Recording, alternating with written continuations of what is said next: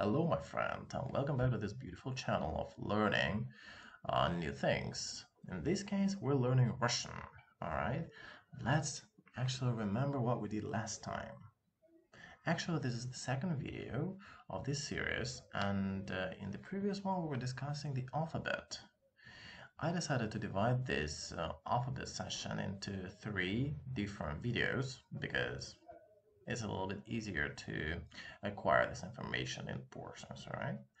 So last time we discussed the first 10 letters of the Russian alphabet from A to E, if I'm not mistaken, right? And this time we're gonna cover the next 10, which is going to be from this one, which is E, till this one, which is T. Okay, so let's do it one by one. I will read it for you, and you guys should repeat it after me. So this is E, E. So you might say, yo man, what are you talking about? This one is the same as the previous one, E. But actually it's not. If you listen carefully, and now please do, this one is E, E, E, and the next one is E, E, E. All right, here we have some kind of a gap in terms of how we pronounce it, right? E, E. We just curve, I would say we wave the sound a little bit, right? E, E. All right, so this one, I'm not sure if it is a completely accurate way of comparing these two sounds, but if you start pronouncing the word yes, yes, yes, it kind of starts with a similar sound. Yes, yes. All right, let's continue. The others are going to be kind of easier, in my opinion. Is the same, right? K, k. All right, but in English, whenever you pronounce this sound, uh, at the very beginning of a sentence, let's say of a word, it usually comes with an aspiration, right? For example, if you say cat, cat, you pronounce it a little bit with some force, right? You give it some aspiration, cat. But here we don't need any aspiration at all. For example, if we want to say the word cat in Russian, it would be like kot, kot. There is no kot, all right? Just kot. Everything is plain. Pretty good. The next one is L. L. Try to do it yourself. L. Perfect. Very nice. And again, it's quite similar, but still our tongue is a little bit in a different position. Let's say the word lemon, lemon. In Russian would sound like limon, limon. Okay. The next one is m, m. Basically, it's the same sound as in English, all right? The next one is n, n, n. Yeah, it looks like H, the capital letter H, but please don't confuse it with that one. It is n, n, n in Russian, okay? The next one is pretty straightforward and easy, right? Or the same.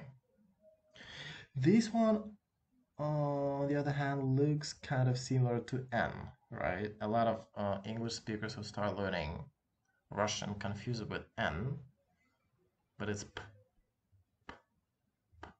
okay? And again, it doesn't have any aspiration coming with it. For example, in English again, if the word starts with this letter, you're gonna give it some aspiration, saying the word paper, paper, pink, pulse, and things like that, right? It has some aspiration. In Russian, it doesn't. Let's say the word father, for example, or dad, right? Papa, papa. It's just, again, plain, papa, okay? No aspiration at all.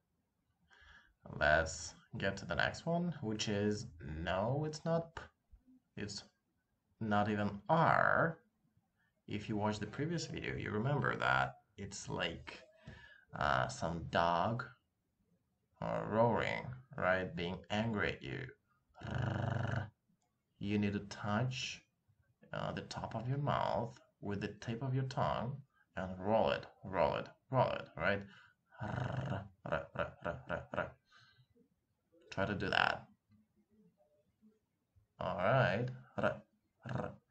Okay, if you're a native Spanish speaker, or maybe you just speak some other language that has a similar sound, okay, man, that's quite easy for you. But if you're only speaking, if you only can speak English, it can be a challenge at first, but later it might become better, right? The next one is not K. It's not K at all. It's S, S, like a snake, right? The same thing as S here, but S, S.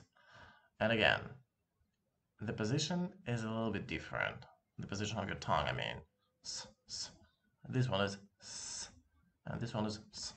So basically, in English, whenever you're speaking, your tongue is mostly curved.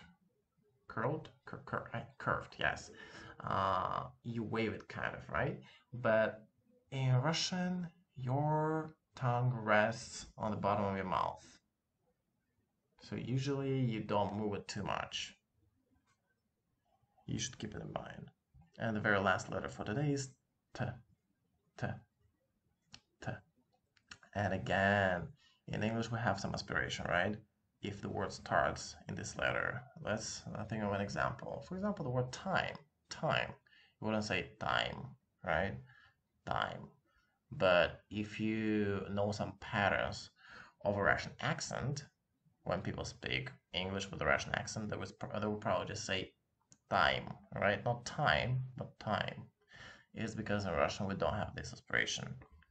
For example, we would say the word tiger, tiger, tiger, tiger. There was no tiger, right? Okay, hopefully it was understandable. And now let's get to some practice. I've used many different letters in here, and it should be easy for you to read the previous letters because you've already covered it, right? Let's read this word. First you do that, and then I'm gonna do it for you. Lampa. Okay, it's lampa. You can hear some weird noises coming from behind. It's because my window again is open, but it's because it's hot here. Lampa, lamp. Okay. The next one is yod. Yod. I think yod is the same in every language, right? Isn't it? It's some medical stuff that you use whenever you're hurt. Maybe you have a cut. So that's what it is. Yod. This one. Kaza. Kaza. Okay. Yes, you might be wondering why I'm pronouncing this one as an ah. And the answer is pretty simple. Whenever this letter is not stressed in Russian, we pronounce it as almost, we pronounce it as almost ah. Okay, kaza, kaza. Yeah, basically the same as ah. Kaza. Female goat, basically, yes. This one? London. London. Here you may notice that this letter is stressed, so we pronounce it as O. London, London, and this one is not. So it just sounds as ah. London, London. Okay, yeah, it's pretty straightforward as well. This one is. I hope you didn't read it as more Pierre. No, it's more more. And this letter is stressed in this case. The next one is not horse, right? It's nose. Nose. Pretty good. And in English it sounds the same, almost. Nose. This one. Поле. Поле. It means field, just basic field. The next one is. What was that? Post? Maybe poked? Rocked? No. It's just rost. Okay? Rost. Rost. Yep. It means just height of a person, right? How tall a person is. So we can say, what's basically in English we say, how tall are you, right? But in English, if you want to translate it literally, you would mean, what is your height or what is your tallness? Какой твой рост? The next one is perfect. It means son. It's pronounced as son. Son, yes, it's sleep. A noun. Okay, a noun. Son. And this one is kind of complicated. It's the longest. I deliberately made it the hardest one.